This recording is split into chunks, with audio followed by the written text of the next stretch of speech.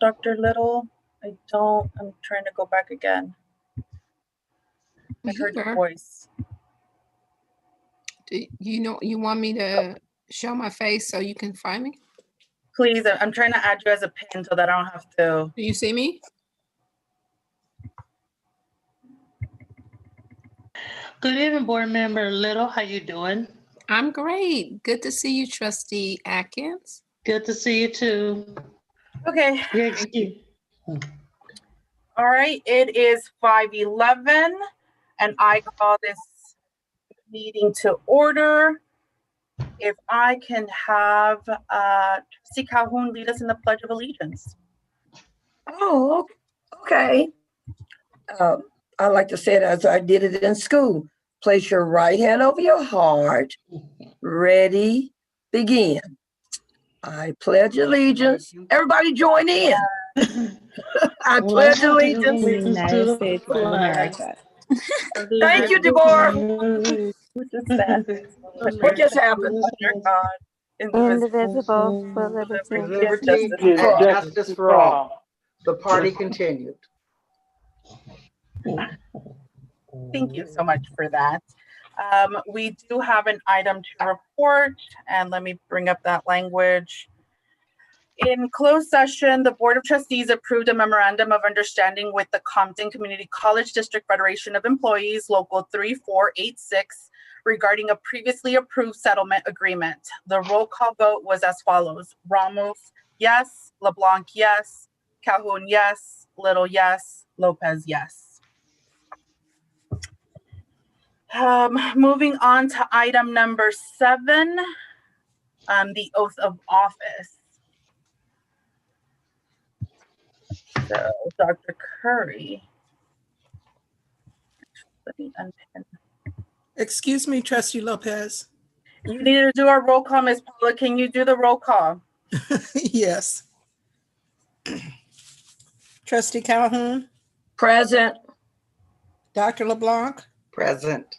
Dr. Little. Present. Trustee Ramos. Present. Trustee Atkins. Present. Trustee Lopez. Present. Thank you. All right, Dr. Curry, we are moving on to item number 7, oath of office. So tonight we have 2 of our board members were reelected in the last presidential election representing Compton Community College District. The first one that we'll be swearing in tonight, oath of office, will be Sonia Lopez, who is currently the Board of Trustees Board President, but also a board member representing Trustee Area number 3. And so tonight we have Briseda Gonzalez, who is a board member from Lakewood Unified School District, who will be administering the oath of office for Trustee Sonia Lopez. Good evening, everyone. It's a privilege and honor to be here with you to administer the oath of office for my dear friend, Sonia Lopez, as she recommits to the Compton Community College. And I just want to take a few minutes to say a little bit about Sonia. I've known Sonia for 20 years. We actually met junior year of high school on a field trip to the Philharmonic. And you would have never known that that was the beginning of our sisterhood. And something that I can really tell you about Sonia is that to her core, she has always had a passion to serve her community, and it can't be matched by anyone. It's not a coincidence that since I've known her, she's been in all kinds of roles of leadership, from high school, student council, college, different college boards, and now in her role as a trustee at Compton Community College. And I just have no doubt that Sonia is going to continue this amazing work serving for the Compton Community College. She does this work with integrity, a lot of dedication and compassion, and we know that's really important to make sure she's a good steward of her community. I'm just so very proud of you, Sonia. And with that, we'll get started. Sonia, we'll say, yes. I, Sonia, do solemnly swear. I, Sonia, do solemnly swear. That I will support and defend. That I will support and defend. The Constitution of the United States. The Constitution of the United States. And the Constitution of the State of California. And the Constitution of the State of California. against all enemies, foreign and domestic, against all enemies, foreign and domestic, that I will bear true faith and allegiance that I will bear true faith and allegiance to the Constitution of the United States to the Constitution of the United States and the Constitution of California and the Constitution of the State of California, that I will take the obligation freely without any mental reservation that I will take this obligation freely without any mental reservation and or purpose of evasion,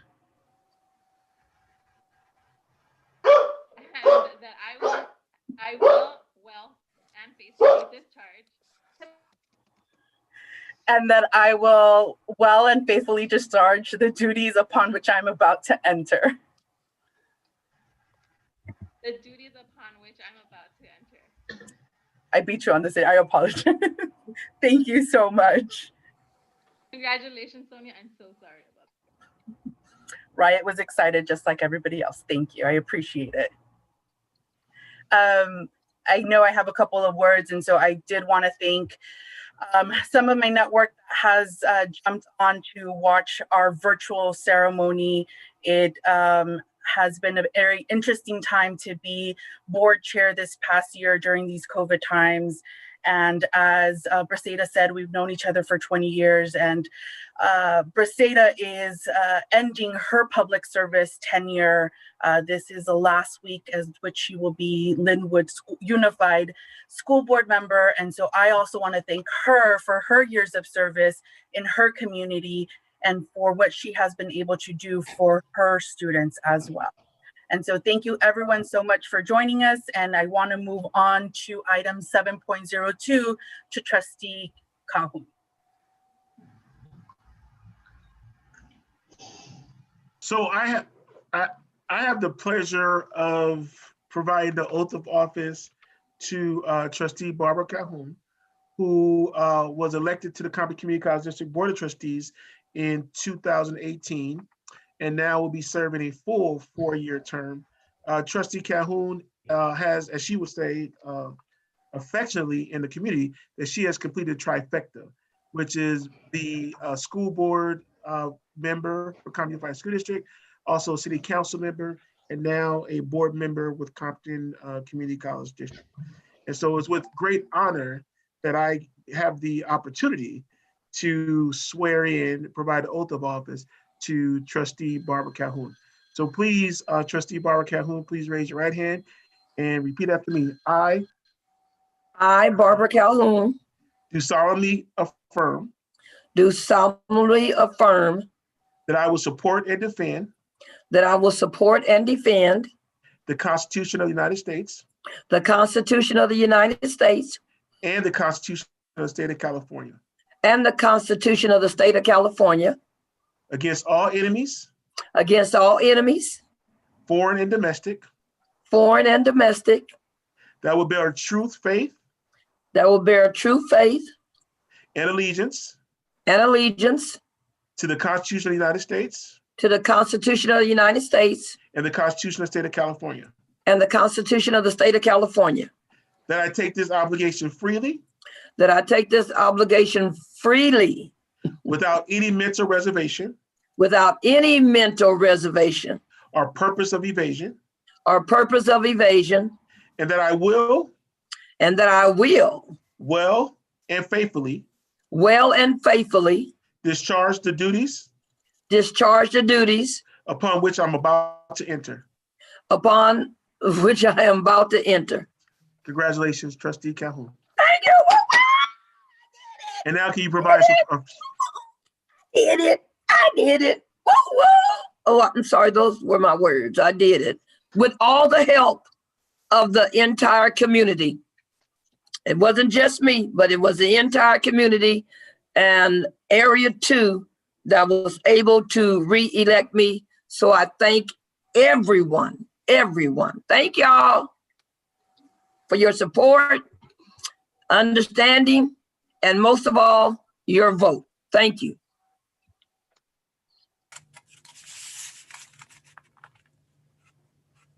Thank you so much. And so now we're moving on to item number 8, approval of open session agenda. Can I get a motion? So moved. Second, It's been moved by Dr. LeBlanc and seconded by Dr. Little. Do we have any discussion? Seeing no discussion, Ms. Paula, can you do the roll call? Certainly. Trustee Calhoun, Aye. Trustee LeBlanc, Aye. Dr. Little, aye. Trustee Ramos, Aye. Trustee Atkins, Aye. Trustee Lopez. Aye. Moving on to number 9, recognitions. Dr. Curry. Yeah, I don't know. Tonight we wanted to recognize Miss Irene Shandell Taylor, who has been a member of the Bond Oversight Committee since December 11, 2012. And her last day on the Bond Oversight Committee is December 13th. We have purchased a plaque to honor her for her service to the Bond Oversight Committee. I don't see her at the meeting. Let me do one more scroll. But I just want to make sure that the board is able to recognize her for her service on the Bond Oversight Committee. So does she get to stay? She's not here. No. Her term is up. Her term is up. So basically, the individuals get up to 3 terms. However, since we changed when the bond passed in 2014, we had to combine the committee. So she actually served more than the allowed amount due to the new bond oversight committee was established in 2014 based off the bond being passed. And so her term actually expired. So if she wants to come back, she has to sit out a number of years to come back to the bond oversight committee. So how do we replace her? So we're gonna go through that process regards to replacing her on the bond oversight committee. There's Do they have an to live in a application certain process. area? No, they don't have to live in a certain area, but we do need another representative from Compton because she was part of the individuals from Compton. But her term expires on December 13th. And because of a number of years on the Bond Oversight Committee, she has basically done almost 8 years on the Bond Oversight Committee. We want to recognize her for her service. Okay. All right, moving on to item number 10. Ms. Paula, do we have anyone addressing the board? No requests received. All right, moving on to 10.02, Compton College District Board of Trustees Future Agenda Items Requests. Is this where we get to say? Yes. Okay. I'll wait till you do your roll call. So I'm going to open up to the trustees, and I know Trustee Calhoun had something to share, so go ahead.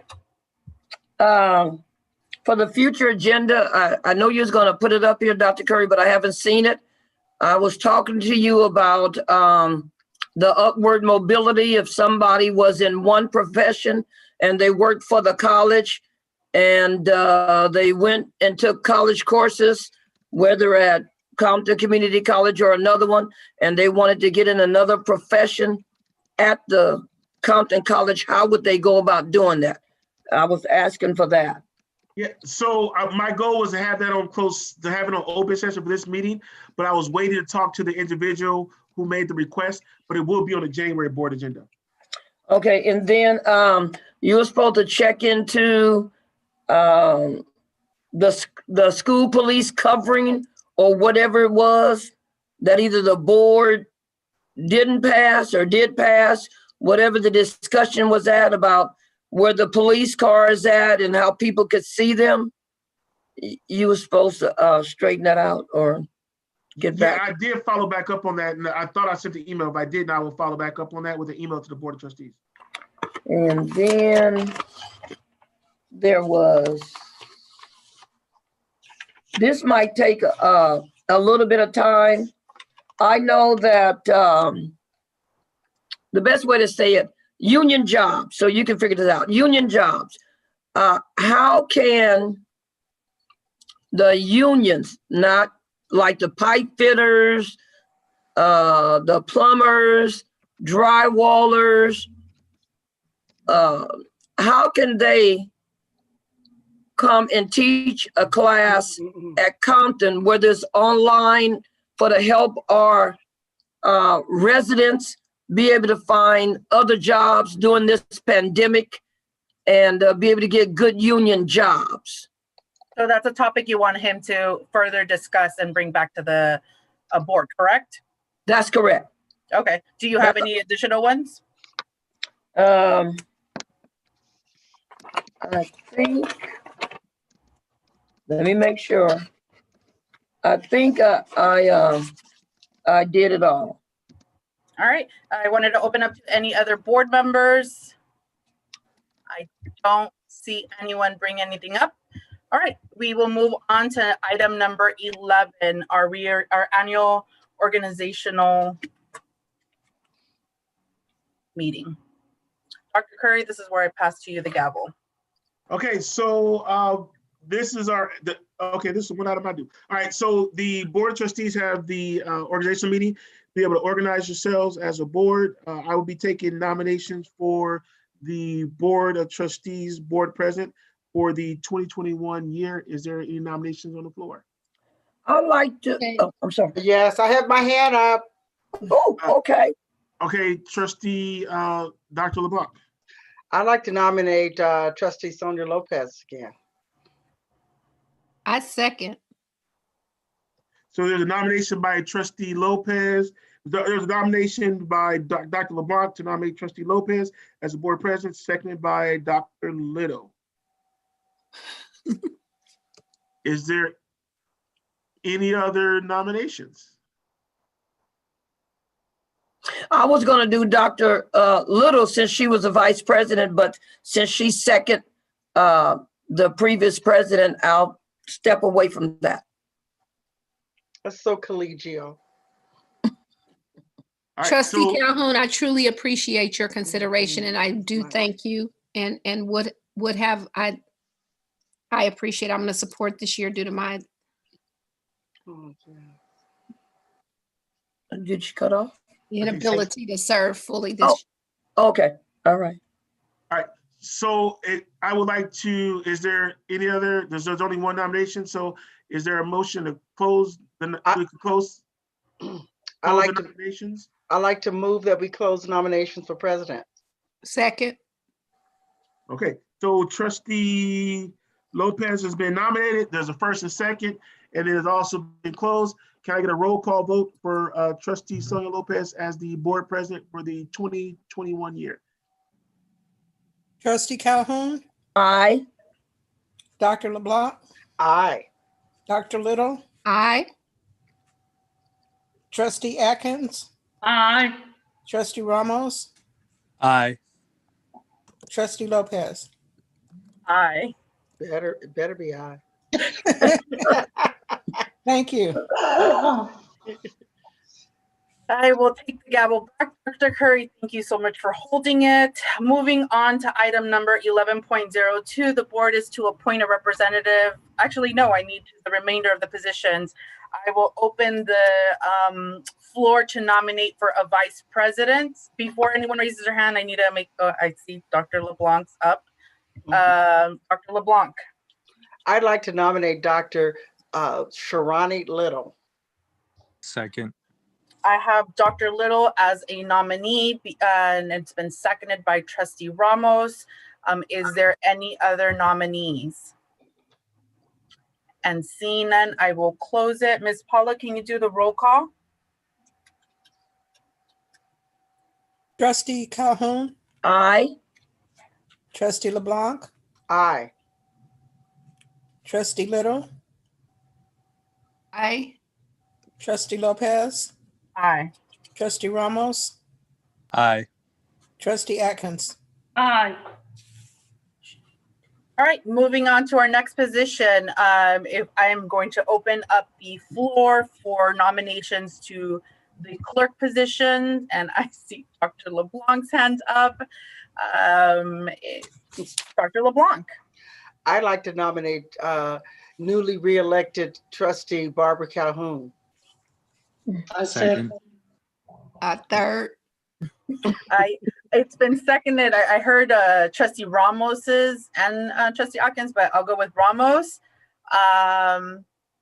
Is there any other nomination? Seeing none. Ms. Paula, can you do the roll call? This is to close the nominations? This is to accept the nomination for clerk for Trustee Calhoun, which was moved by Dr. LeBlanc and seconded by Trustee Ramos. Okay, thank you. Trustee Ramos? Aye. Trustee Lopez? Aye. Dr. Little? Aye. Dr. LeBlanc? Aye. Trustee Atkins? Aye. Trustee Calhoun? Aye. Thank you. All right, moving on to item number 11.02. The board is to appoint a representative to the Los Angeles County School Trustees Association for 2021. Our current representative is Trustee Calhoun. We have a nomination for that position. Would you like to continue, Trustee Calhoun? Sure, why not? Well, I nominate and make a motion to nominate Trustee Calhoun. Second. Right, to remain to the same position, we have Trustee Calhoun nominated. It's been moved by Dr. Little and seconded by Trustee Ramos. Ms. Paula, can you do a roll call? Trustee Ramos? Aye. Trustee Ramos? Aye. Trustee Atkins? Aye. Dr. Little? Aye. Dr. LeBlanc? Aye. Trustee Lopez? Aye. Trustee Calhoun? Aye. Thank you. So I'd like to move a motion to see if the board members would like to keep the same positions for 11.03, 11.04, and 11.05. What are they? That is keeping the same representative for the County Committee on School District Organization, which is currently, you are, Trustee Calhoun is listed. We have the membership in California Community College Trustees Board recommendation. We have Dr. LeBlanc listed, and our board secretary, we have Dr. Curry listed.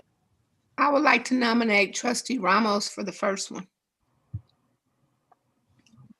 That one's already taken. Trustee Calhoun has it. I mean, the first, the 2. 1103? You trying to get, We are you trying to take my currently, position from me? No, We are the one that I'm on. Oh. so currently at the,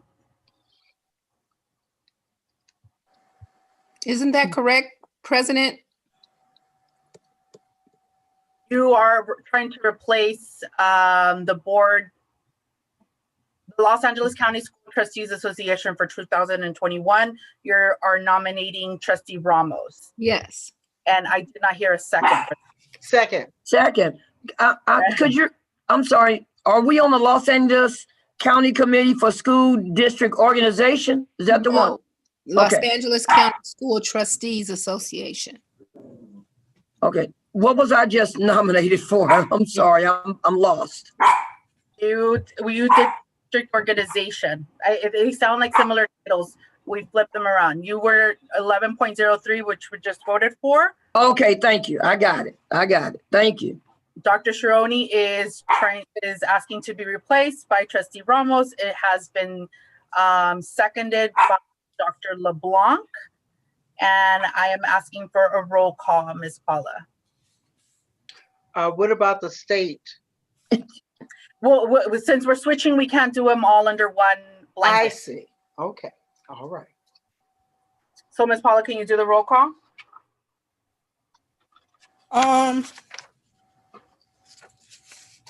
Yes. But on the first one, On the first one, it will remain Ms. Calhoun. Trustee No. Calhoun. The Calhoun. you don't need to vote on that. We did. We did already. No, I got a nomination, Oh, okay. but no roll. Well, we were all here for a role, but it's all For right. for 11.03, we did a nomination and a vote. The one we had to go back to is 11.02 because Dr. Little is asking to have the replacement for Trustee Ramos. That's the one that we're currently on. Okay, thank you. Trustee Calhoun, Aye. Dr. LeBlanc, Aye. Dr. Little, Aye. Trustee Ramos, Aye. Trustee Atkins, Aye. Trustee Lopez. Aye. Thank you. So to confirm, if there's a motion to keep 11.04 and 11.05 the same with no changes, we could do a motion and vote on both of those at the same time. So move. Second. So we have a motion on the floor to vote for 11.04 and 11.05 to remain the same. It has been moved by Dr. Little and seconded by Dr. LeBlanc. Do we have any discussion on that? And seeing none, Ms. Paula, can you do the roll call? Trustee Calhoun, Aye. Dr. LeBlanc, Aye. Dr. Little, Aye. Trustee Lopez, Aye. Trustee Ramos, Aye. Trustee Atkins. Aye. Thank you. All right, moving on to item number 12. And I need a motion to approve November 17th Board of Trustees meeting. So moved. Second. It's been moved by Trustee Calhoun and seconded. I heard Dr. Little. That was LeBlanc. I said it right before you, Dr. Oh, LeBlanc. did you? Oh, I'm so sorry. Do we have any discussion, board members? Seeing none, Ms. Paula, can you do the roll call? Okay. Trustee Calhoun. Trustee Calhoun, Aye. Dr. LeBlanc, Aye. Dr. Little, Aye. Trustee Lopez, Aye. Trustee Ramos, Aye. Trustee Atkins. Aye. Thank you. Moving on to presentations, item number 13. Our first up ahead is Compton College Student Residential Housing. Dr. Curry? Yeah, so a year ago, the Board of Trustees approved the contract for Gensler to work on a proposal for us as relates to housing and what that might look like and potential costs. So tonight I want to provide you with an update of the work that Gensler has been doing for the district in regards to housing. I would like to introduce Deborah Shepley, who's with Gensler Architecture. Good evening, ladies and gentlemen of the board. It's a pleasure to be here and to present this very, very important project, which we call Living Communities for Students in Need. So a little bit background regarding the project goals was to develop a solution to address the issue of students with housing needs, and to do so by designing a prefabricated module in order to come up with a cost-effective solution that could address your need, and it could address specifically what we understood is important for Compton College through the conversations we had with the Tartar Support Network, along with Hoveness, who has a lot of experience in this type of project. And then in doing so, we could develop a solution not only for Compton, but also it could be a kit of parts so that other colleges throughout the state could leverage the project here and could address it so it could have a larger impact. The project was looked at in terms of two phases. The phase one would include 100 beds, but with a longer term potential future expansion up to 540 total beds. So on the next slide, a little bit, if you can scroll down a teeny bit, yeah, a little bit about the process was to, in terms of creating not only the idea, because the idea and the concept is in your master plan, but also to create a plan to implement it. And so part of that was figuring out the pathway through regulations to actually construct the modular units and then have them approved as needed and then to be constructed. The program, I want to emphasize, was not developed bringing in a solution ahead of time, say, here, let's put down these typical student housing models and dorms. We developed this based on a lot of conversations we had with your students, again, through the Charter Support Network, to figure out what would be most appropriate for your students. And that turned into the module design, that turned into the determining what kind of environment you wanted to create. And then we leveraged that with our team's knowledge at Gensler of how to do modular housing solutions. So on the next slide, just a note about modular housing or just modular construction. There's a lot of benefits from modular construction. Number one, they could be built a lot faster. So it could reduce a construction schedule from what might be 3 years on a typical community college and Division of State architect project by 40%. It also can increase and improve the quality and consistency of construction because they're developed off-site in a controlled environment. And then they're brought on site, so it's a lot quicker and less disruptive to your neighbors, as well as safer for the factory and construction workers. So ultimately, it's less waste, which is really important in thinking holistically about modular design construction.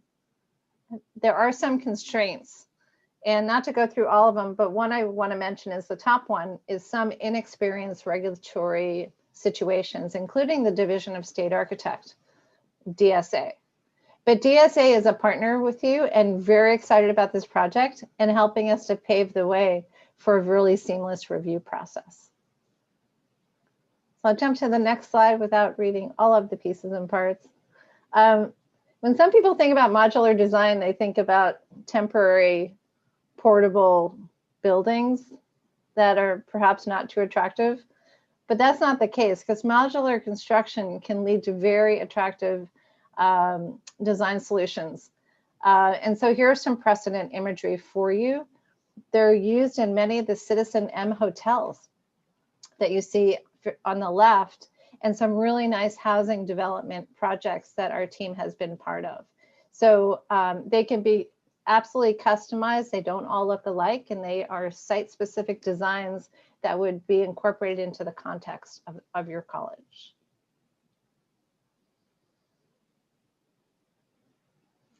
Just some notes about modular strategy or design for modular units is we look very closely at the dimensions, not only the width, the length, but and the height, because it has to do with transportation and what can fit on a vehicle. And then we also look really closely at the stacking and the pivoting, and we look at different ways that we can play around with the different modules, almost like you're playing with Legos or a kit of parts. And you can see some of those diagrams on the bottom. On the next slide.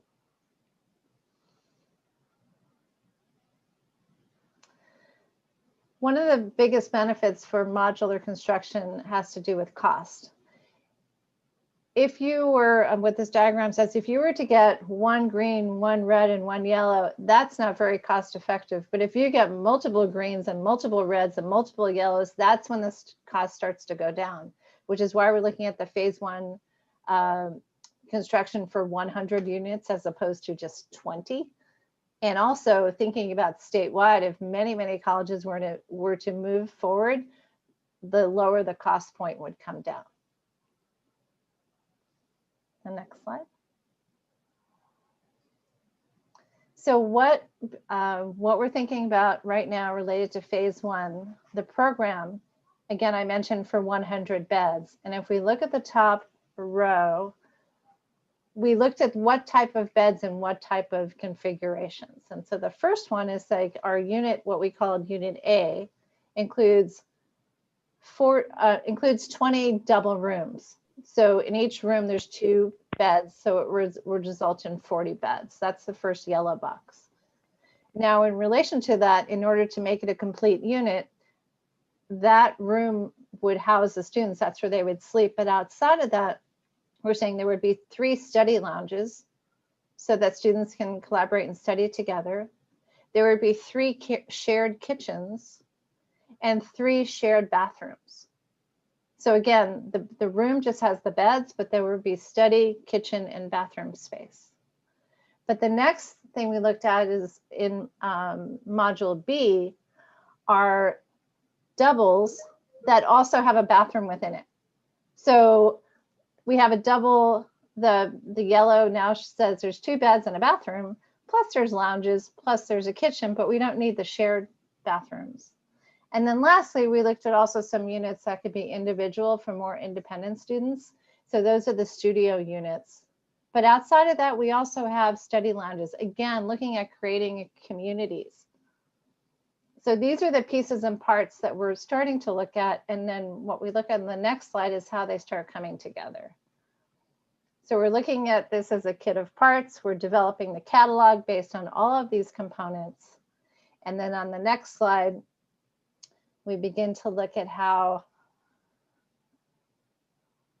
if you were to go even, more closely at what each one of these looks like, again, we have the double, the suite, and the studio, and thinking about how these different living arrangements could support your variety of students, whether it's an incoming student who only needs to take responsibility for their one room. That's the A situation, because they share a bathroom, they share a kitchen, they share a lounge. The double suite could be potentially for a returning student, and there's a little bit more responsibility because there's a bathroom in there. And then the C unit, which is the studio, that's an independent. So that we're thinking is for more mature students, and the more independent and taking care of their own living arrangements and suites. So we can flip through these pretty quickly. These show 3D diagrams of what these different spaces look like. Here's the double, A module, and how that could be designed. Light-filled desks, beds, storage, really nice spaces, high-quality spaces. Then the double suite, again, this would be the one that would have the in-suite bath, again for 2, designed really efficiently and really nicely with high-quality materials to last. And here you see is like another version of that inside the room. And then the last, as we keep going to the next one, we start seeing these other pieces and parts that are important in order to create the whole community. Here we see the study lounge, the bathroom, and the kitchens. And these, again, just kind of going through them quickly, you can see how we've designed them. We've thought about the spaces, how the furniture would be arranged, how students would be living in these spaces, and also to create a lot of flexibility so they can be adapted over time and to serve different groups of students.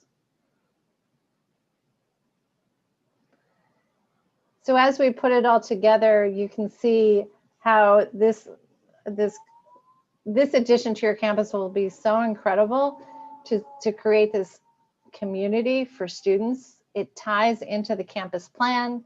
It ties into all of the open spaces that are planned on your campus and all the amenities that you currently have on your campus, including being adjacent to the Student Services Building, having access to the Child Development Center, and other resources and the Student Success Center.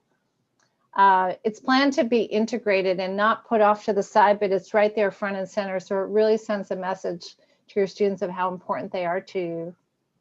And it is designed to be flexible, that after phase 1, it will look complete, and then it has the ability to continue to grow. This design then also can be adapted to other sites.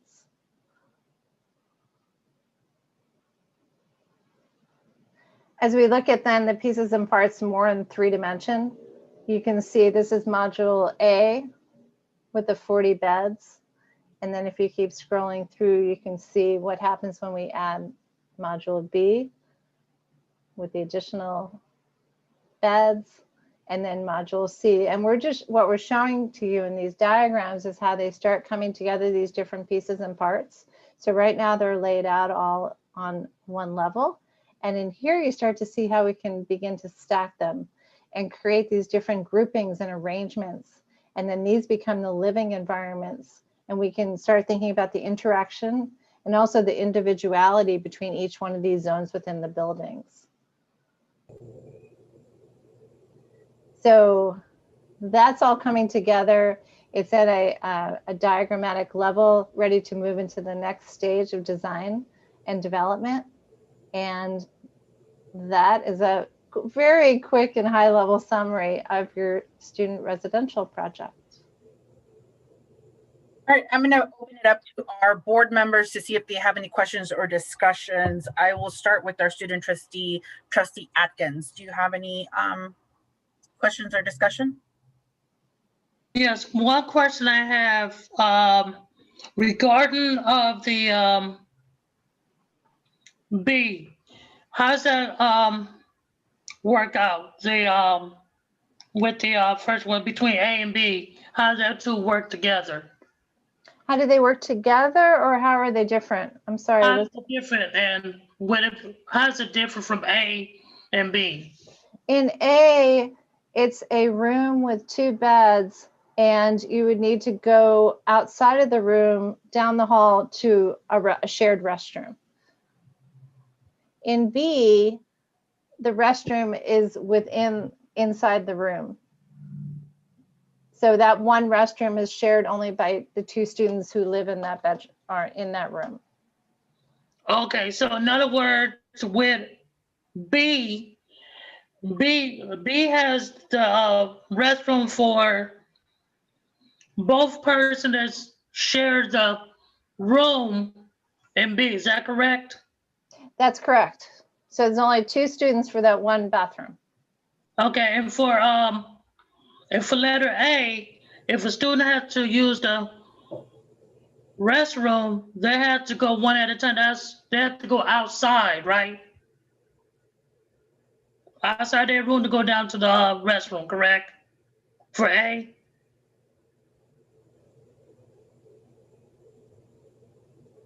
Can someone hear me?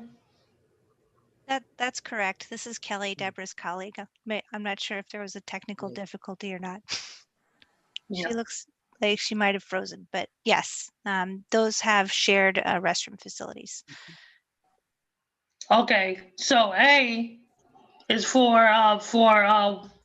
to share the restroom facilities for A, and B is for the two persons room to share the same restroom, correct? Correct.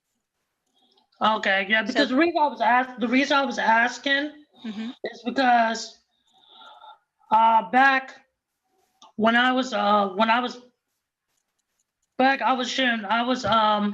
staying at one of the students' dorms at Cal State Dominguez Hills one time, and everybody they had 4 to each apartment had 4 rooms, and all of us had to share that one restroom. So that's what I was asking. So that's answered my question. I turn the floor back over to Madam President. Thank you for answering my questions. No problem. Trustee Ramos, do you have any questions? No, thank you for the presentation. I really enjoyed it.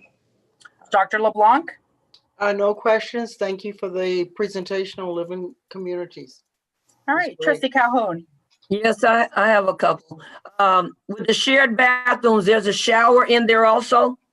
Yes, ma'am. The shared bathrooms have multiple toilets and multiple showers and multiple sinks. And right now they're divided so that they have two genders, but that is something that's a bit more fluid these days. So that could be addressed.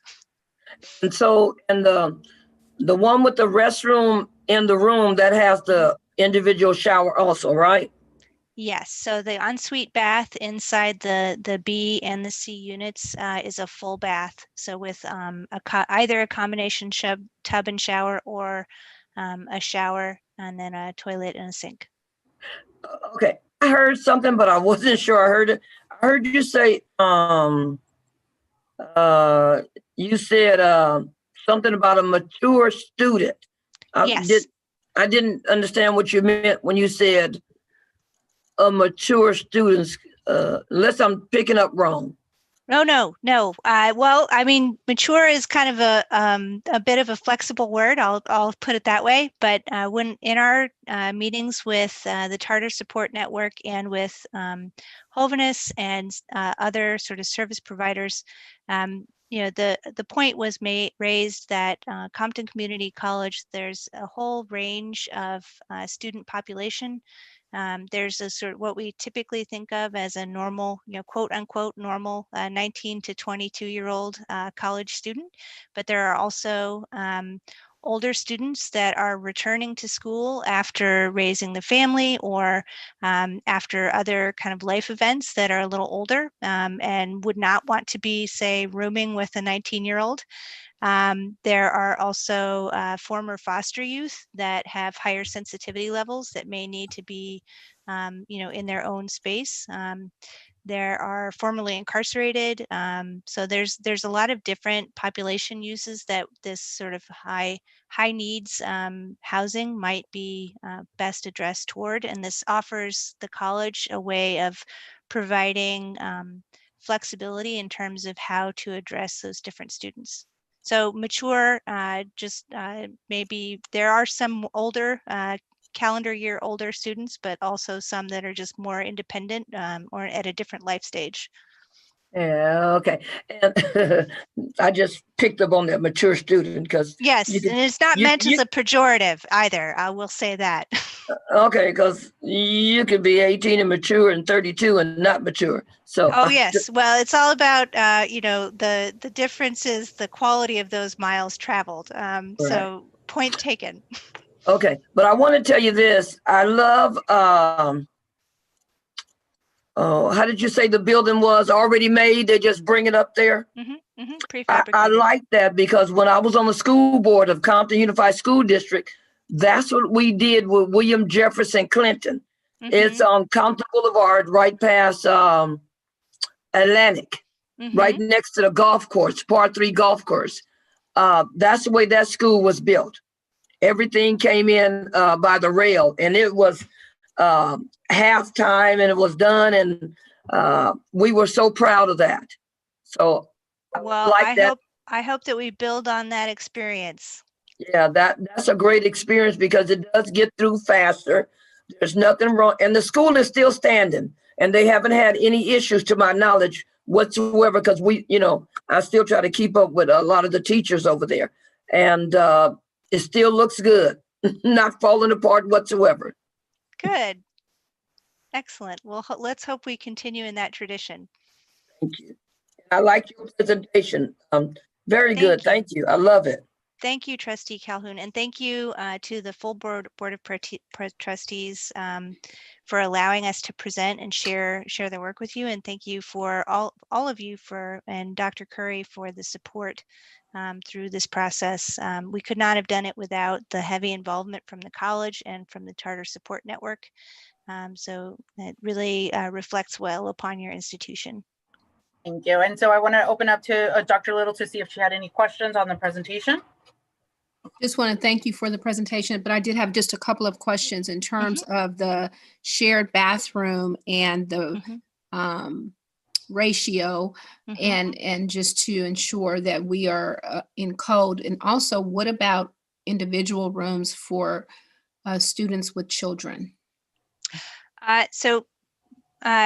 We have limited the ratio of fixtures as a maximum of 5 students per fixture.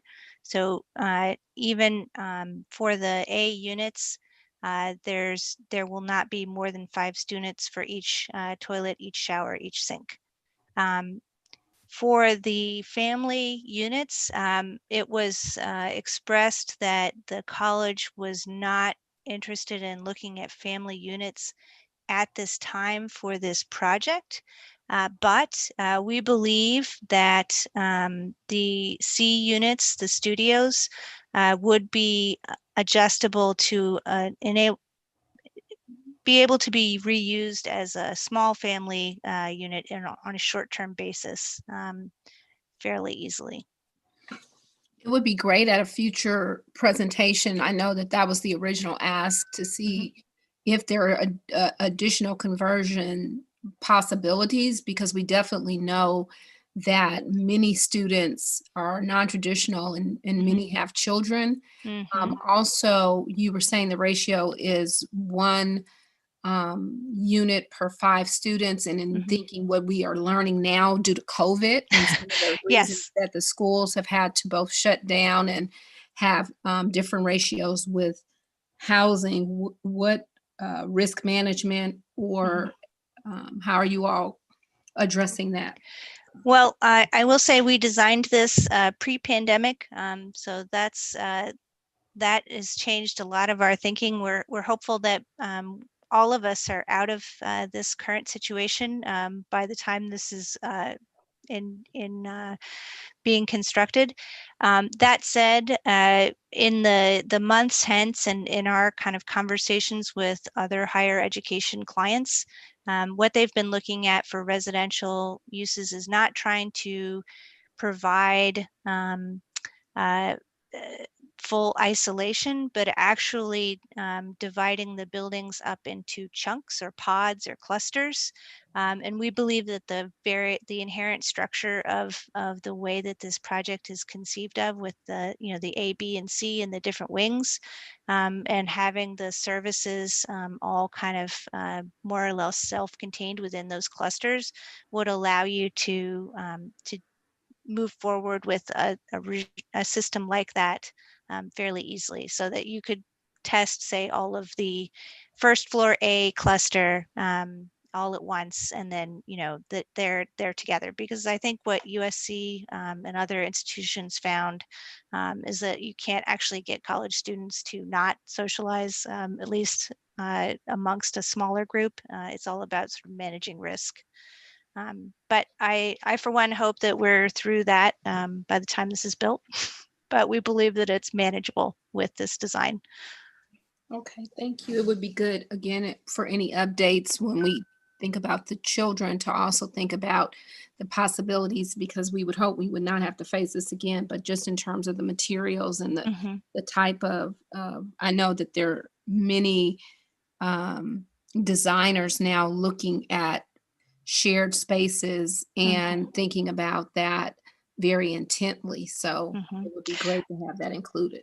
Absolutely. And another thing that we kind of posited in our discussions with some of your group from the school in April was that some of these shared spaces could be repurposed as temporary isolation rooms or temporary kind of health and wellness spaces that could be used for that purpose, since you likely would not want to encourage necessarily study lounges in a time like this. Right. Okay, thank you. But these are all excellent questions. I love the depth and engagement on these. Thank you so much for your presentation. Thank you so much, everyone. No problem. All right, moving on to our second presentation, focusing on our, let me pull it up, I apologize, veteran services. Dr. Curry.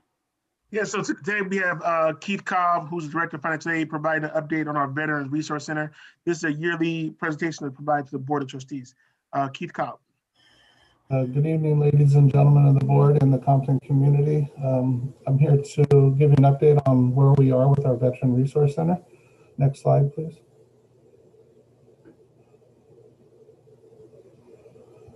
I'm going to discuss what the Veteran Resource Center is, the demographics of our vets this fall 2020, the benefits that we offer our vets and help provide, one of the trainings that we had this past fall semester, and some of the services offered through the VRC and resources. Next slide, please. The Veteran Resource Center is a place where Compton's staff, faculty, and volunteers support the transition and integration and personal development of our veterans. We help them move through our higher education system and complete their education goals. The demographics of our fall 2020 veterans are, we have 55% male, 45% female, and their ages are between 22 and 44. Their ethnicity is 55% Hispanic, 36% African American, and 9% Pacific Islander. We currently have 11 veterans for fall 2020 enrolled at Compton College, and they're utilizing the post 9/11 GI Bill, the Montgomery GI Bill, the Reserve GI Bill, and their educational benefits. This past fall, we had a green zone training provided by one of our former professors at Compton College and a veteran. He is now a professor at El Camino, but we still utilize his expertise and his passion to help veterans and train our faculty and staff. And the Green Zone training was designed to create awareness and develop a network of faculty and staff and administrators committed to create a welcome and supportive campus environment for our military service members and our veteran students at Compton College. The training will consisted of a small lecture followed by an informal student panel. And it gets really personal.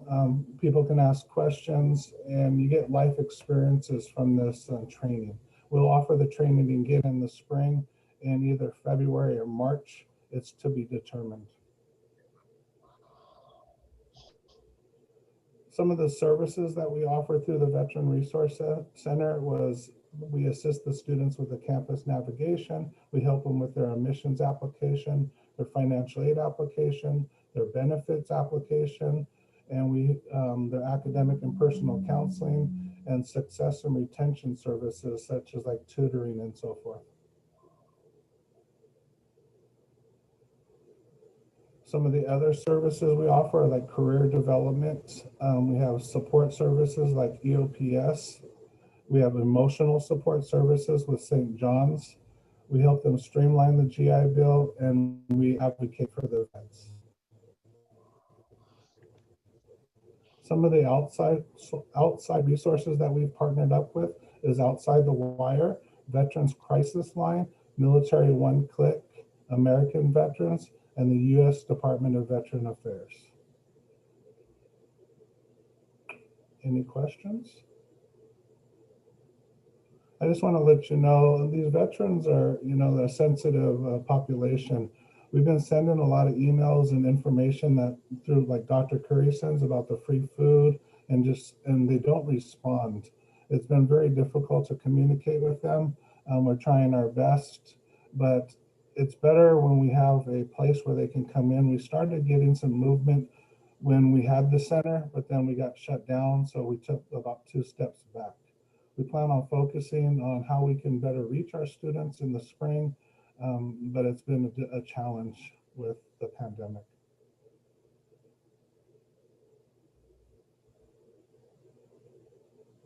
Questions? Thank you so much. I'm going to open it up to our trustees to see if they have any questions or discussion. I'll start with Trustee Atkins. No question. Thank you for the presentation. Good evening, sir. All right, Trustee Ramos. Does the district target veterans in the district? Is there a way to notify them about them using their GI Bill and what's available to them at the college?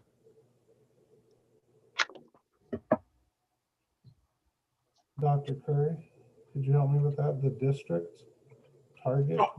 No, I think there's a disconnect between the recruitment of veterans and also how you link them to our campus. And so we wanted to do an event last fall that we were talking with Trustee Calhoun about doing for veterans, but then COVID-19 hit. So the question would be, how can we work with the Veteran Affairs offices throughout our community to be able to provide information for veterans at those offices in order to recruit for our campus. And so one of the things that we can do as a college is we need to start to reach out to them. We will provide that information. But again, what Keith Cobb mentioned about the how do you connect with veterans in this COVID environment has been a challenge for us. We have to think differently, but we need to do more work in regards to reaching out to veterans within our community and trying to figure out how can we get some leads on potential veterans who are looking to come back to school. And so that's one thing that we can follow back up on as a strategy, especially rates recruitment, looking within our community of veterans to try to get them to come back to school. And maybe create a specialized program for them as we move forward. And the event you're talking about is called Stand Down.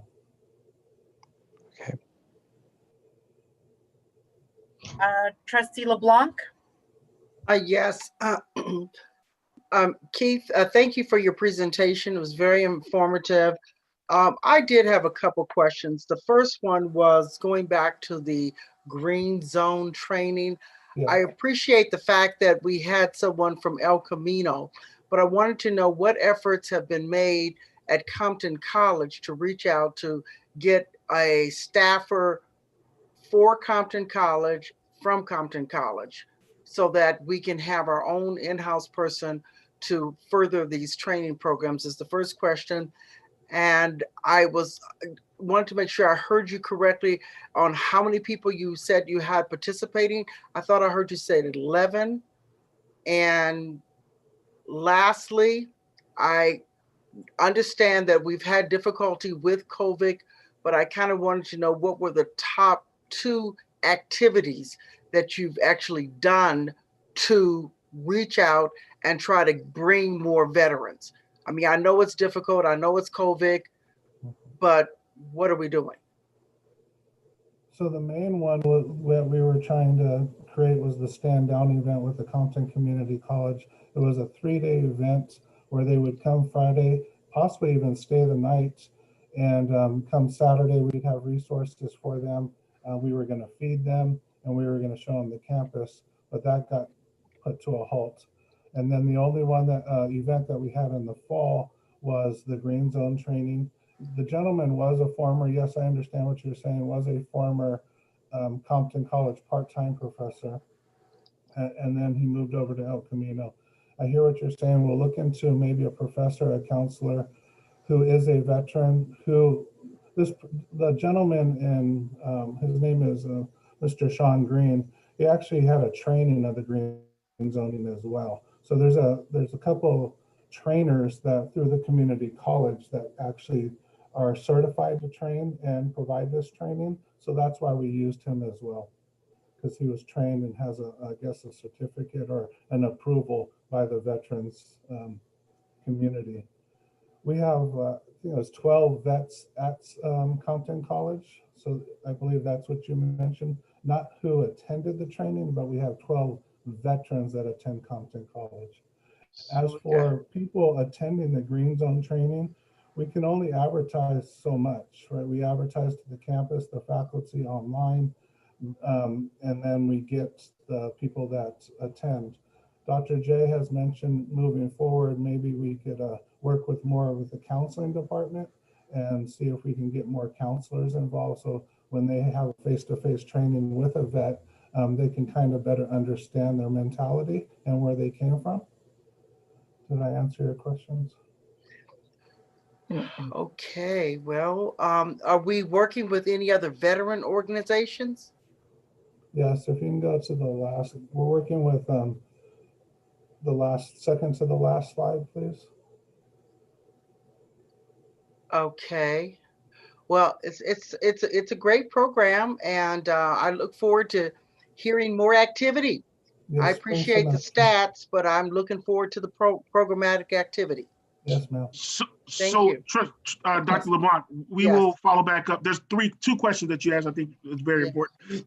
One, you asked about the speakers. Who are the speakers? How we identify the speakers for the program. You prefer to see more in-house speakers of Compton College who are providing training rather than speakers coming from other community colleges. Got it. Yes. The second piece is you want to see the numbers of students who are enrolled as veterans at our campus. You want to see their number increase. And I think that goes back to the previous question as well in regards to veterans. So we will follow back up and provide an update of what we're going to do. We'll provide a board letter for the month of January. Thank you. Moving on to Trustee Calhoun, do you have any questions or discussion? Yes, I do. All right. So when you have that, no, go back to the previous one. You say you have AMVETS. Is that the one in Inglewood? I don't know the exact place or location. I'll get back to you. Okay. Okay. All right. So there's an AMVETS in Long Beach, right on South Street, and they open back up. It's a secondhand clothing store where a lot of people go, and the money goes to help with the veterans. They are a very good resource. right there south, right before Paramount. They just recently opened back up because when we did the stand down, that's where we got all the clothing from. And then you have, US Vets. US Vets has housing, and they're located in Inglewood. Can't think of the street right now, but it's not far from the 405. It's called US Vets. No, it is, okay. I got I'm that. sorry. I wrote that down, thank you. Okay, and then there's a Gardena Vet Center. I don't know if they're open, but the gentleman's name is Raphael. It's located right on Redondo Beach Boulevard when you cross over Vermont. And there's that pet store on the corner. You turn into that driveway and you park. And there's a veteran center right there. He used to work with me with the stand down. So, and then you have Long Beach veterans. I cannot think of the name of the person there anymore. They might be gone, but those are all reach out centers that you can send information to about veterans doing online classes at Compton College. And I agree with Dr. Deborah LeBlanc that we need to have our own counselors and our own speakers. I understand that, but there is a lot of places that you can reach out to because I know they have veteran centers. And if you call the Long Beach VA, they can also get you in contact when somebody might be a long wait on the phone. I don't know. I had a long wait. And they have people there that where you could send the information to about them using their GI Bill and going to college online for Compton College. So there are a lot of resources. And then also there are VFW Post. A lot of them are closed, but you do have one in Compton. You do have one in Gardena. And if you just send letters to them, they have their meetings on Zoom, especially the Compton one. They have their meetings on Zoom. They can discuss that letter if you mail it to the VFW Post in Compton on Palmer. Sorry, I don't have their address. I think it's 303, don't quote me. But if you reach out to some of the VFW Posts in each one of the cities, and even the, what is that where veterans families go get the commissary where they can go get their groceries from? You know, there's one right, all the way down El Segundo, real far down. Yeah, El Segundo near LAX. Yeah, it's a commissary. Yeah, yeah, where they go and buy their groceries. Family members do. That's another place that you can use it. I know this lady that used to work there, and I'm gonna ask her, does she still work there? And if I get her number, I will give it to you because I don't handle stuff like that. I'll give it to Dr. Curry. Dr. Curry can give it to you. Thank you. You're so welcome. Anything to help. Thank you. And if we ever decide to do a stand down, you can do a 2-day one, but you don't want it to end on a Sunday. The reason you don't want it to end on Sunday because nothing is open. If they have to go get housing or go to drugs or whatever rehabilitation, none of that is open on a Sunday. I learned that very valuable lesson. So you have to do like a stand down and let it end on a Monday at 9 or 10 o'clock, and they go straight from there to wherever they need to go and get help. Understood. Thank you. You're welcome. So I want to move it open to Dr. Little if she has any discussion or comments. Yes, I do. Just thank you again for the presentation, and just want to support everything that was asked previously. And I'm just wondering, when we do check the number of students who are veterans, I know that different institutions can receive grants and additional monies, both for housing veterans and serving veterans. And I'm just wondering, are we part of any of those organizations? Do we apply for, or have we applied for grants where we can receive to enhance some of these services programmatically? Great question. Yes, we do. and we receive a small amount due to the amount of vets that we have. Each institution is given money based off how many certified vets they have. So we do get a little bit of grant funding, and we actually received some emergency COVID kind of grants for these students that we issued out to them as well. Thank you. And also I know that there's a, it may still be the vet, I'm forgetting the name right now, where veterans go to the VA, like lodge or club or something. I know we had one downtown Compton a while back. I don't know if we still do, but VFW? Yeah, the VFW. Thank you. Okay. Do we partner with the local VFW or any VFWs in the general surrounding areas to even just to build relationships, partnerships, maybe offer specialized programs, or even just to sponsor when we get back on campus? This may be a longer term, but we can even do it through Zoom, just to sponsor a get to know you, or here are the educational offerings. Because if we did something like that, I think we can increase the number of veterans, which then would increase our funding. Definitely. And Ms. Calhoun mentioned earlier about the Vfw Post in Compton and the other surrounding cities, and I have noted that in my notes. Yeah. Thank you. Mhm. Thank you so much for your presentation. It sounds like a wonderful service, but it's a hidden jewel that not very many people know we have. Right, and it usually, from what we understand, it grows by word of mouth. And when the veterans come into the center and they feel safe and they feel they trust us, then they tell their friends, and then they tell a friend, and it's usually the hidden community, like you mentioned. Yeah. One last thought, and on that point, you know, we usually have the parade, and every year we have a delegation. There seems to be some alignment that, like, low-hanging fruit, that maybe we can find out who that delegation is and connect. And I know just families who are in the Compton area who have many generations of military veterans. My family alone, not all still living, but I don't know if there's maybe some sort of community outreach initiative to, you know, coming back to Compton College or something like that, where we just host veterans just to acknowledge them as a way in which, again, to build on this program. And the parade you were mentioning was at the Veterans Parade?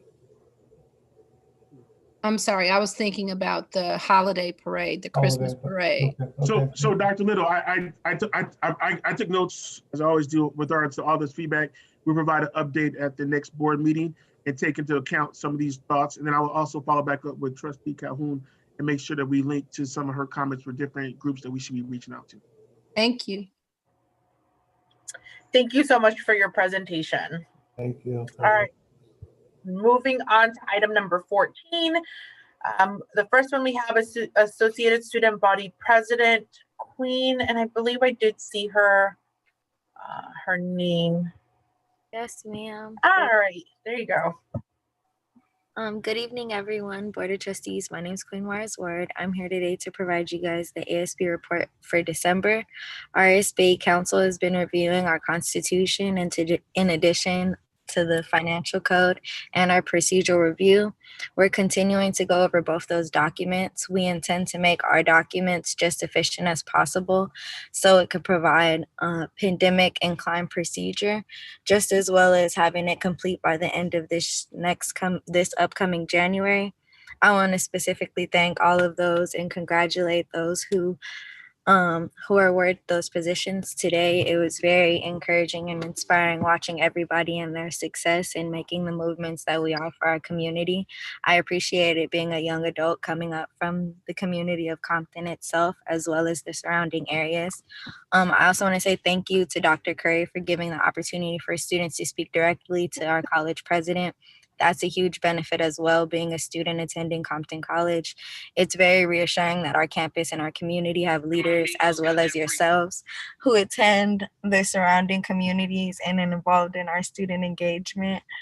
our campus is very important to me and important to the students around. And I can tell based off the students that I come encounter with, let alone the students I don't know. And I wish I knew because we had our campus, but we have this virtual world and we're all trying to make the best of it and encompass it to our best of our ability. So that's very important. I appreciate those today. I want to mention that the last thing I want to congratulate our council members that we congratulated this last month, which is Sandy and Genesis. Those are the commissioners of our current public relations. And based off our protocols virtually, we just want to give them those representations and congratulate them formally together with you guys as well. And that concludes my ASB report for December. Thank you guys for listening. Thank you so much for joining us. And moving on to Academic Senate report. Dr. Minotauro, I know I saw. Yes, there you go. Hi, I am right here. Hello, everyone. The Academic Senate is very happy to report that we have finished reviewing all of the necessary policies for the semester. We are up to date. We also reviewed and approved the midterm reports as well as the SOAA. And on that note, we wish everyone a very happy holiday season. Stay positive, test negative. Thank you so much. Moving on to item number 14.03. I don't know if CCFE Certified Employees Report has a representative. I didn't see one. Dr. Curry, do you know if they were going to be able to join us? No, I have not heard from Holly in regards to next meeting. All right. Moving on to 14.04, CCFE Classified Employees Report. I don't believe I saw Minkwa, but do you know if they were going to join us? He said yesterday was a 50-50 chance, so I don't see him, so I don't think that's going to happen. All right, so I'm going to move on to item number 15, public hearing, closure, and eventual reopening of the Sykes Junior Child Development Center. It is currently, this is a public hearing, correct, on this particular item? Yeah, so this provides you background. We had to submit our plan for closure and also reopening. And so in order for the final piece for it to be approved by CDC, is that we have to have a public hearing where the public are able to provide comment. So we're just asking the board to open and then take comment, and then we can share the comments. All right, so on item number 15, do I have a motion to open public hearing for the closure and eventual reopening of the Sykes Junior Child Development Center? So moved. Second. It's been moved by by Dr. LeBlanc and seconded by Dr. Little. Do we have any discussion? All right, public hearing is now open. So if anyone would like to unmute themselves, and normally we would say approach the podium, but if you could raise your hand and we will call upon you for comment.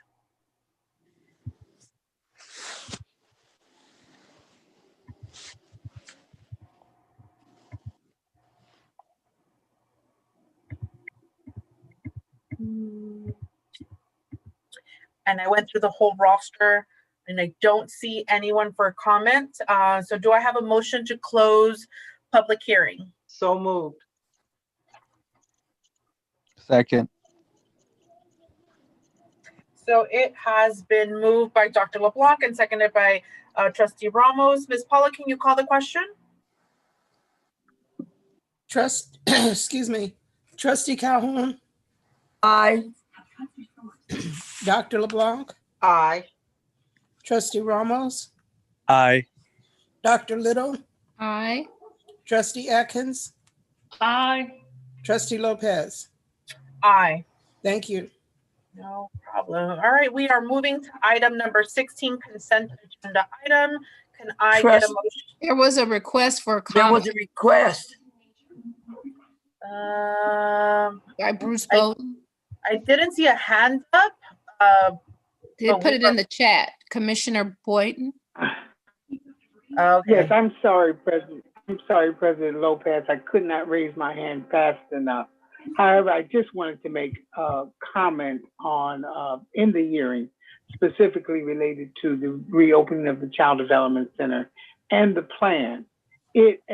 Just for background knowledge, really, is that we have come to the conclusion, when I say we in the field of early care and education, that early childhood education programs will never, ever be the same.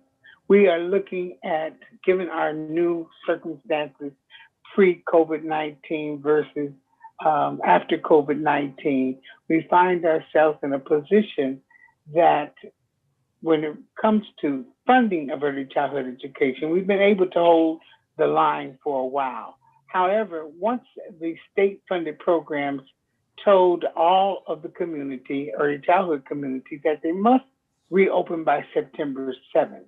And I believe in our situation at Compton Community College, specifically the AWB Sykes Child Development Center, it did not reopen. And the purpose of this process is to basically explain why we did not. And of course, it's because of the stay-at-home order. We have parents and students who were not in class or not at work, but the college is on the right task in terms of what their decision was in making the decision not to reopen because of the safety of the campus and the safety of the children and the families we served. I just wanted to make that public comment during the hearing. Even though it closed already, certainly the minutes will reflect my thinking and thoughts on the appropriateness of what the college has done. And I will make a note for Ms. Paula to make a note that there was comments after the vote most definitely had been taken. Thank you so much, Commissioner Borden, for joining us. Moving on to item number 16, consent agenda item. Do I have a motion? So moved. Second.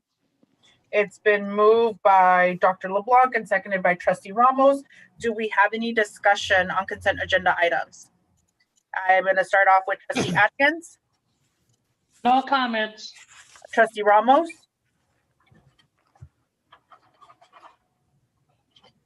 No comment.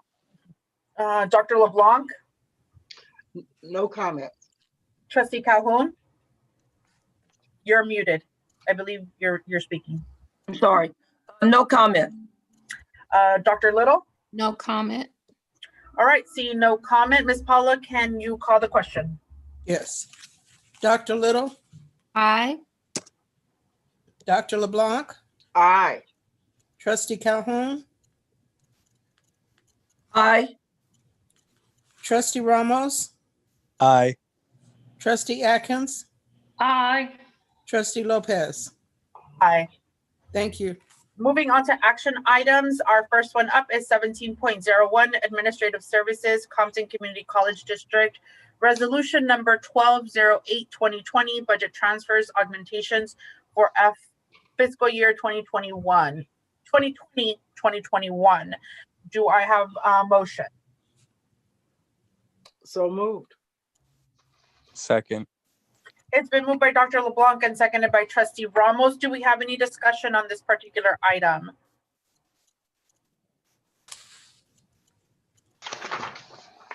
I just want to make sure. All right, seeing no discussion, Ms. Paula, can you do the roll call? Trustee Atkins, Aye. Trustee Ramos, Aye. Dr. Little, Aye. Dr. LeBlanc, Aye. Trustee Calhoun, Trustee Calhoun, I don't think.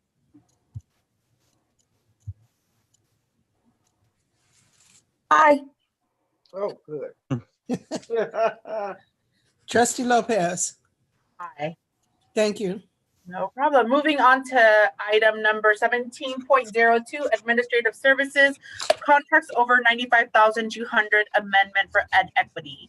Can I get a motion? So move. Second.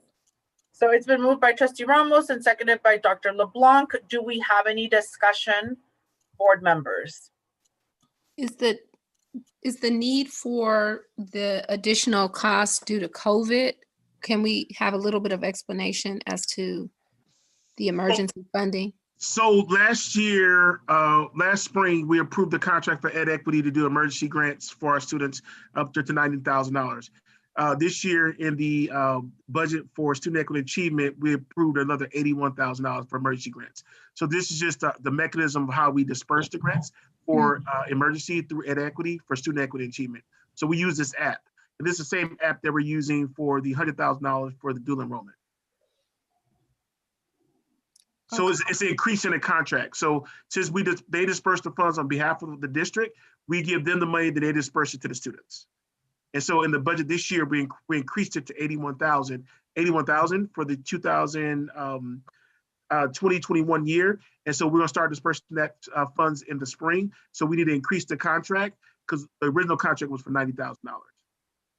Okay, and we have reporting and data just to transparency about that. Yeah, and then this a couple of months ago in our board packet, we provided information for the board as an information item. We provided the results from Ed Equity and how many students received an amount, and also the success and retention as relates to that as well.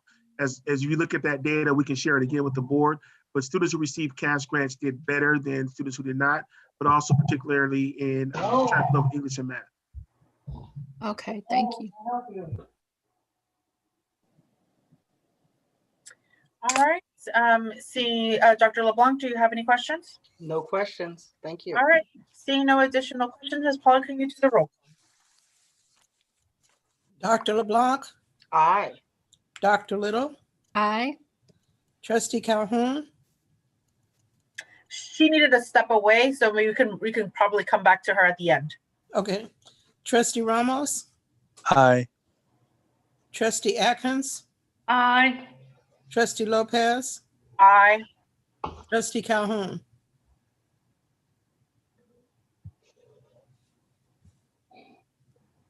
She may not be back from stepping away.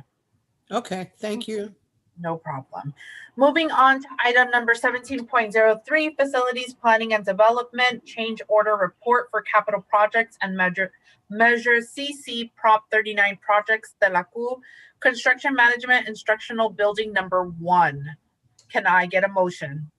So moved. Second.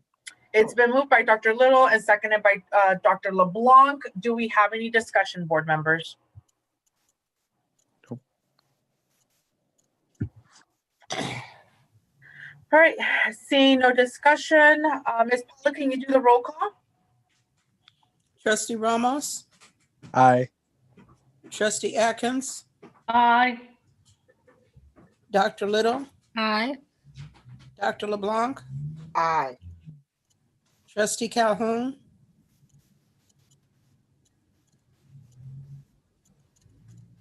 Trustee Lopez. Aye. Thank you. Moving on to 17.04, Human Resources Unpaid Leave Request. Can I get a motion? So moved. Second. It's been moved by Dr. Little and seconded by Trustee Ramos. Do we have any discussion, board members?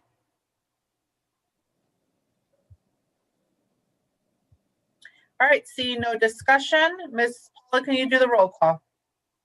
Trustee Ramos, Aye. Trustee Atkins, Aye. Dr. Little, Aye. Dr. LeBlanc, Aye. Trustee Calhoun,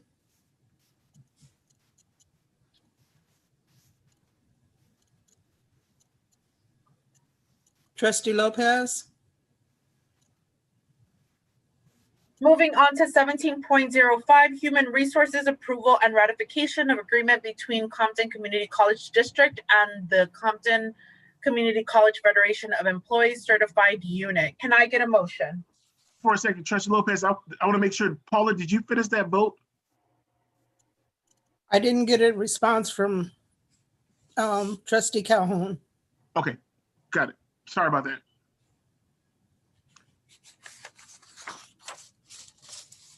I need a motion for 17.05. So moved. Second. It's been moved by Dr. LeBlanc and seconded by Dr. Little. Do we have any discussion, board members?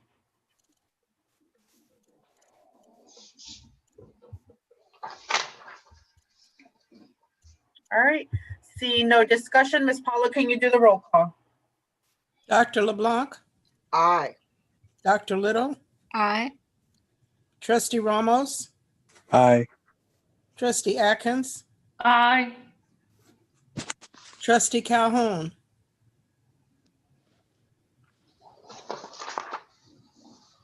Trustee Lopez. Aye. Thank you. Moving on to 17.06, Human Resources Amendment Number 3 to Contract of Employment for President, Chief Executive Officer. Can I get a motion? So moved. Second. It's been moved by Dr. LeBlanc and seconded by Trustee Ramos. Do we have any discussion on this item, board members?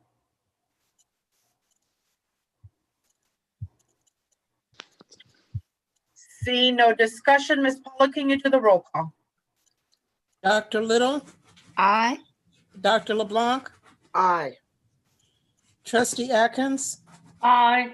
Trustee Ramos, Aye. Trustee Calhoun, Trustee Lopez. Aye. Thank you. Moving on to item number 18, discussion and action items. First up, we have California Community College's Trustee Fellowship Intercession Project. Dr. Curry? Yeah, so a couple weeks ago, we received the email communication from the Foundation for California Community Colleges, and I talked about it at a previous board meeting regards to the Trustee Fellowship Program. Last night, I was able to submit our request to participate, and the focus for Compton Community College District will focus on the priority of the Board of Trustees, which is faculty staff diversity through the call to action response. So that was submitted, and we're waiting for feedback from the Foundation for California Community Colleges regards to our participation in this endeavor, which also includes $50,000 to support the work of the Board of Trustees as relates to the call to action and faculty staff diversity. Is there any questions? How much did you say we would get? We would get $50,000. Okay, and then we would be able to select a few projects in the district. A few projects in the district around faculty staff diversity and our response to the call to action. Excellent. So the Aspen Institute and the foundation will work with the board regards to the budget and what those dollars will be used for. But it's a project for the board that's associated with $50,000. And it can be internalized in any aspect of the institution around diversity. So could it be used for training? It could be used for how the board would like to address faculty staff diversity and the call to action, which includes professional development. Yes. So the good part about this is that the board could, through support from the Aspen Institute, can figure out how do you want to support the call to action and what types of workshops or activities you would like to see done. And we utilize the $50,000 for that. Can board members conduct the workshops? It all depends on how the board wants to move forward with that. I think it's a question of what role does the board want to play as relates to the call to action and what activities you would like to see implemented. And so, from my perspective, it's a blank deck at this moment. So this is a new initiative, and the board can figure out how they want to move forward as it relates to the call to action and faculty staff diversity, and infusing your experience and also your thoughts on what we could do as an organization. And just to confirm, I know that we're under discussion and action items. So is this an action item that we take today, or is this an action item that we in a future decide on the protocol following some of Dr. LeBlanc's questions? So that would happen once we meet with the Aspen Institute. So today was here as a discussion, and I put it as an action in case the board wants to direct me to do something different regards to this. But I think where we're headed right now is based off of the plans. And if for those that participate in the trustee fellowship, one of the biggest concerns from the board of trustees in that was faculty staff diversity. And I was able to tie it in through the call to action response and their goals. And so that was submitted yesterday before the deadline. All right, and so I want to open up to the board president, to the board trustees, if there is any particular action item that you're seeking after Dr. Curry's presentation on this item. I am very glad that we were able to submit our proposal in time, but was the Chancellor's office late in submitting the call for proposals? How was it that we almost missed the opportunity? So the deadline was the 7th. We weren't going to miss the opportunity. I informed the Chancellor's office that I would be submitting on the 7th due to the other items that I worked on last week. But the Chancellor's office knew we were going to submit the proposal. I participated in their training that happened a week and a half ago. I also asked the Chancellor's office for guidance, the foundation for guidance, to ensure that we were meeting the goals and the objectives that they're looking for. And so I was able to have another conversation with them yesterday, but also during the previous week as well. So we weren't going to miss the deadline, but I think we're one of 21 schools that submitted the proposal. Thank you. So can we put together a subcommittee, or are we going to just do a planning? Is that what we are agreeing upon? So the next steps is that the Chancellor's office, the Foundation for California Community Colleges in Aspen, will reach out to us to be able to schedule a meeting with the entire board to talk about the project and also the next steps. Could it be something we incorporate in our retreat? It could be something that you incorporate in your retreat as part of the goal, but this ties back into the trustee fellowship. And the trustee fellowship, your number one goal in the trustee fellowship for the individual participating was faculty staff diversity. So this provides the board with the opportunity to get engaged in this conversation and to provide dollars to be able to support the district as we move forward with faculty staff diversity and the response to the call to action. Got that. Okay, thank you. All right, so we will await your next steps. Moving on to 18.02, Compton College Accreditation. Dr. Curry. So I would like to so in your packet is our accreditation, our self-study, our midterm report that's due to the Accreditation Commission by March 15th. Our goal is to bring to the board for first reading in January and then second reading and approval in February, a copy of the document. In your packet is an updated copy of where we're at. We're just making sure we're just updating some of the links as a part of our evidence. And then also we send it to our writer reviewer next week to begin working on this document. I'm really excited about where we're at. Areas of concern for our institution is program review and student learning outcomes and service area outcomes, ensuring those assessments are being conducted by faculty and also staff. But the document is a really good document. If you get a chance to look at this draft, it's fine. But we're going to bring the next draft for the board for first reading at the January board meeting. All right. Do we have any discussion or questions or actions that you want to take on this particular item, board members?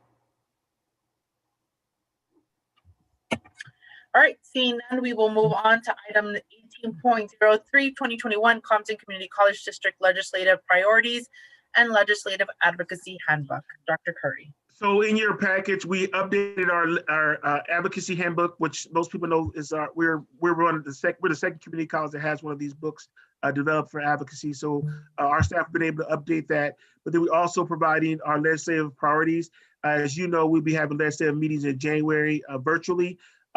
Since the Community College League is not having a conference in Sacramento. And so staff are going to start setting up meetings within the next week. But we wanted to share with you the legislative priorities and to make sure that we're all on the same page. Can you open up that document, please, for the priorities?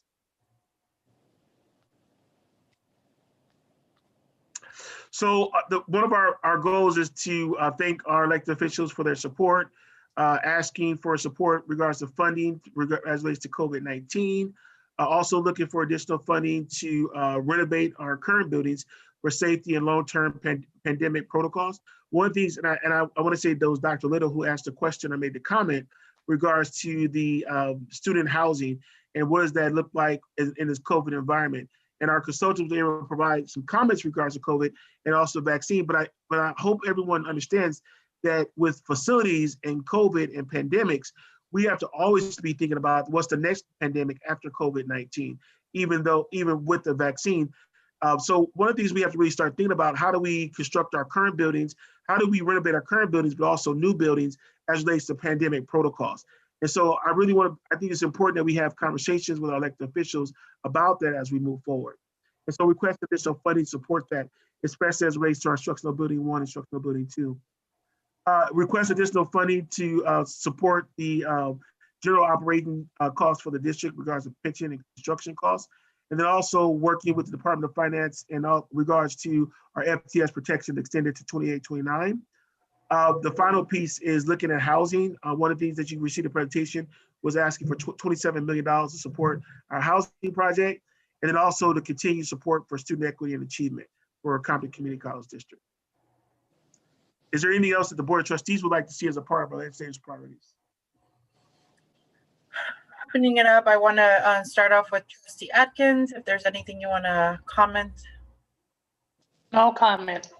Trustee Ramos. No comment.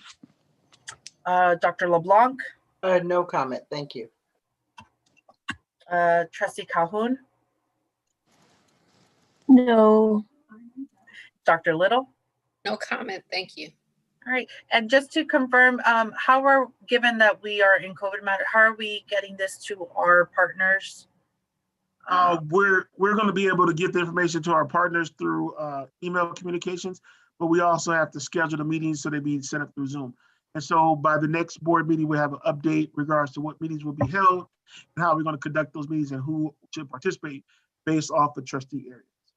Got it. And in addition to the legislative priorities, we will be doing the breakdown and demographic disaggregated information by each district that we are meeting with, correct?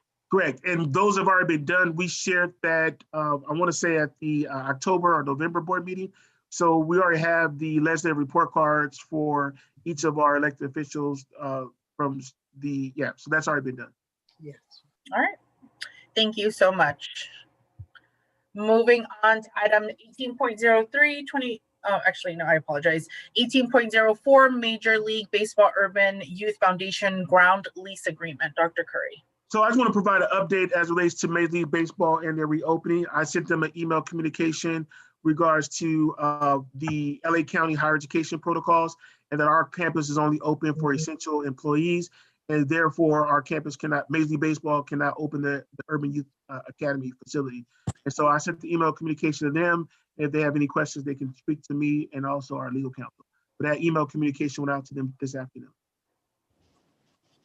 All right, Board of Trustees, do we have any discussion or question? I'll start off with Trustee Atkins. No questions. Thank you. Trustee Ramos. No, thank you. Dr. LeBlanc. No questions. Trustee Calhoun. Yes, you say you sent them a letter. Have they acknowledged the letter? Yes, they acknowledged the letter that I sent. They did it today. And their response? Their response, I got to go back and look at it, but I think they had some questions regards to that they're based off the numbers. But I think they have some questions regards to what's the next step. And so I'm going to respond back to them today. This evening, sorry. Okay. You don't remember what was in the letter, Dr. Kerr? Yeah, it was an email communication. Do you want me to pull it up and read it during the meeting? I mean, I'm just saying, did they acknowledge that the campus is closed, there will be no sports? Did they agree with it, or do they have other recommendations that they are saying? Or they're saying they can still open it up, whether our college is closed or not? As I mentioned, I got the email today at 1 o'clock and I haven't had a chance to fully read it, so I can go through it right now and provide you the update. And they said, as I mentioned earlier, that they understand due to the pandemic of where we're at. Then they made a comment in the email about their maintenance crew and how they clean up the facilities and what staff they have to support. And they said that their goal is to keep the campus safe and also the community safe.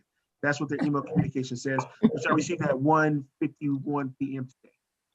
Okay, I'll wait, because although they said what they said, that don't mean, when they say they got people that are cleaning up the facilities where they're located, that don't mean they're going to keep it closed. So I'll wait.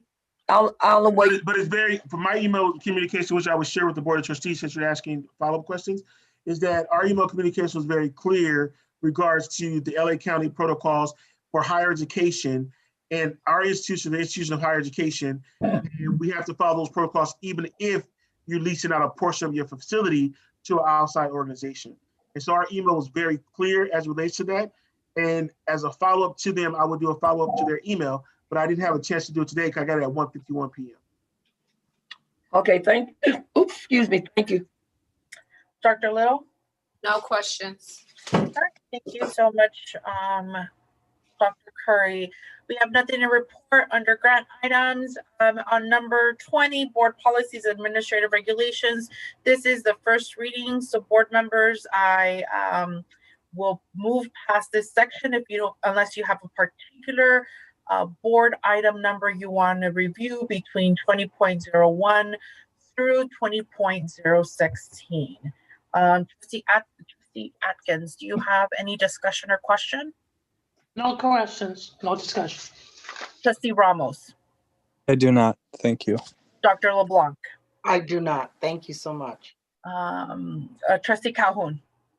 Just want to bring my board policy book into the office so I can make sure that I have all the updates with the policy. That's all. Okay. And then Dr. Little? No, not at this time. All right. Thank you very much, board members. Moving on Can I make a comment? I will be sending out an email within the next week regards to updating the binders. So all board members who have your binders, we will be providing you with information about the protocol for updating binders with the board policies for this calendar year. I'm glad to hear that. That was one of the unchecked items for our meeting this Saturday. Thank you. All right, moving on to information items. Dr. Curry. So there's all the information in regards to the what's happening at the college. The number one that I want to make sure that the board sees is 21.06 regards to the board study session that's scheduled for this Saturday. Then there's also a wealth of other information, financial information about the college. If the board members have any questions or concerns, please let me know. If you look at board item number 2130, that includes the updated schedule for the 2021 year for board presentation and report schedule, which we shared at the last board meeting. And that concludes the updated information items. All right. We will move on to item number 23, oral reports. Dr. Curry.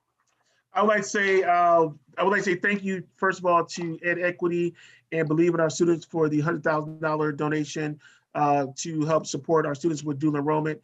Right now, it looks like we'll be providing a grant of $114 to students from Compton Unified and Linwood Unified School District who are enrolled in our dual enrollment programs. And so this is the first of its kind in California. I'm really excited about that and see the potential impact of that. Also want to say thank you to the staff who are involved in the Sunrise Produce food giveaway that's happening every single week on our campus. I'm really excited about that partnership. And I want to say thank you to Santa Monica College, who actually provided me with the contact with Sunrise Produce. It's been very beneficial not only to our campus, but also to our community members. The final piece I'd like to say is thank you to the faculty and staff for all the work as relates to COVID-19. And hopefully everyone has a nice, restful, and stay safe holiday season. Thank you very much. Thank you very much, Dr. Curry. I want to open up to Trustee Atkins. Yeah, I'm sorry, I'm looking at something. Are we on 23.2 right now? Correct. Okay, first of all, I want to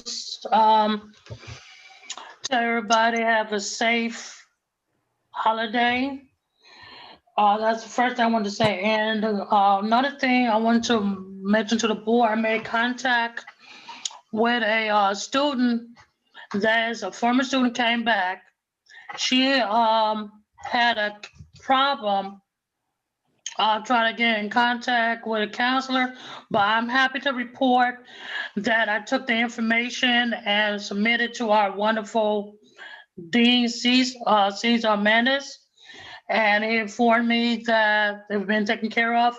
I'm happy about that. And the former student of Compton College, she is a current manager at a local store in my area, and she had a poem that was published in the Southwest Wave, And I'm trying to get back in contact with her so I could get the copy and submit it to all the board members that she could be known that, and let the members of my team know about her. So she's happy that she got the counselor appointment. And second thing, as you know, I'm part of the California Community College Black Caucus. I think I sent you a letter, Dr. Curry, regarding that of the conference we had original set for February 26th through 28, 2021 up in Mizet, but due to the travel ban, so we had to do that on Zoom. And we are, I think Dr. Curry received that email I sent to him to let him know that we are asking for donation, and to let all the information is in that letter. And for the board member, I'm sorry that I didn't get a chance to send it all in time, but I just want to mention that. And that's it. But otherwise, everything is running smoothly. I'm happy. Our students are happy. When our students are happy, we happy. So that's why that I'm honored to be part of the Board of Trustees. So that's conclude my student trustee report, and I will be letting you know anything new comes up. Thank you. I'll turn the floor over to you, Madam President. Thank you so much, Trustee Atkins. Trustee Ramos. Just real briefly, when we went over the presentation about the student veterans, I'm hoping when Dr. Curry provides, I forgot what he mentioned, if he's gonna bring it back next week, like during his report or something. If you could also, I didn't ask during the presentation because it didn't seem appropriate, but if you could touch on like what's the future plans as far as student veterans and the facilities master plan, like are we planning on having a resource center? Are we actually going to have like a staff member specifically working on that? Because Mr. Cobb is the director of financial aid, so I'm sure that's not a permanent thing for him to be the go-to person for veteran issues. That's all I had for that. So Trustee Ramos, I can include that in the report, but just so you know, we do have a financial aid coordinator position associated with that. The person was just promoted to supervisor, and so now we're out recruiting for another coordinator, but we do have a coordinator assigned to the veteran services, but we'll include that in the report. Thank you. And and I just wanted to say happy holidays, and please stay safe because the numbers are skyrocketing. Thank you. Dr. LeBlanc. Thank you. First of all, I would like to thank Dr. Curry and his staff. Say again, congratulations to Trustees Lopez and Calhoun for their reelection. Also, I would like to congratulate our former Compton Community College Board President, Leslie Irvin, in absentia, who was recently elected to the Victorville City Council. She took the oath of office last evening. And so that's an extension of Compton in the high desert. I am proud to congratulate our board member from Paramount, board member Vivian Hansen, who recently retired on the 6th of December after 33 years on the Paramount Unified School Board. And so we're hoping and looking forward to a more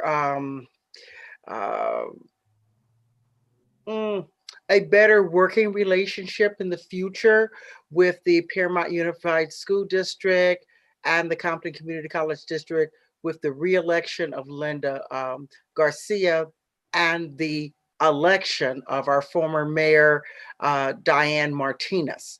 And so we're hoping that with the two of them on board, that we can look for a more comprehensive, collegial movement as we continue to strive to do the best for our students in the district.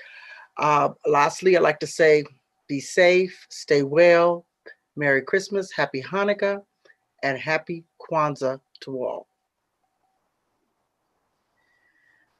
Trustee Calhoun? Evening. Evening. Happy holidays. Happy everything. Oh. And everybody be safe during this time and any other time. Just be safe. Wear your mask, not for you, but for me and others. That's right. And thank you. Bye. Dr. Little. Yes, I just want to concur with wishing everyone happy holidays. Collectively, I want to thank again Pilar Huffman and Dr. Curry for presenting to the DEI California Work Group as we continue to serve as leaders. I want to congratulate again Trustees, President, re-elect Sonia Lopez and Barbara Calhoun, and want to thank Ms. Paula for her work throughout the year for the entire board. Want to congratulate all of us as board members as we continue to work on behalf of the community. And I too want to wish everyone a safe and blessed holiday season and encourage us to really, again, take care of ourselves and one another. Thank you so much, everyone, for joining us. I would like to congratulate Trustee Calhoun and myself on our re-election, and to all the new or remaining officers of our board. I know earlier we had a couple of elected officials, and I want to make sure that they were acknowledged. We were joined by Linwood School Board member Gary Hardy, Alma Renteria, and Alfonso Morales, who are all school board members in whenever the unifieds we represent. Thank you so much, everybody. Have a wonderful holiday. And a reminder to our board members that we have a board retreat on Saturday beginning at 9 a.m. Our next regularly scheduled board meeting is on Tuesday, January 19, 2021. Closed session begins at 4. Open session begins at 5. It is 7:08 and this meeting is adjourned. Thank you so much. Did Gene want to say anything? He can say it next time.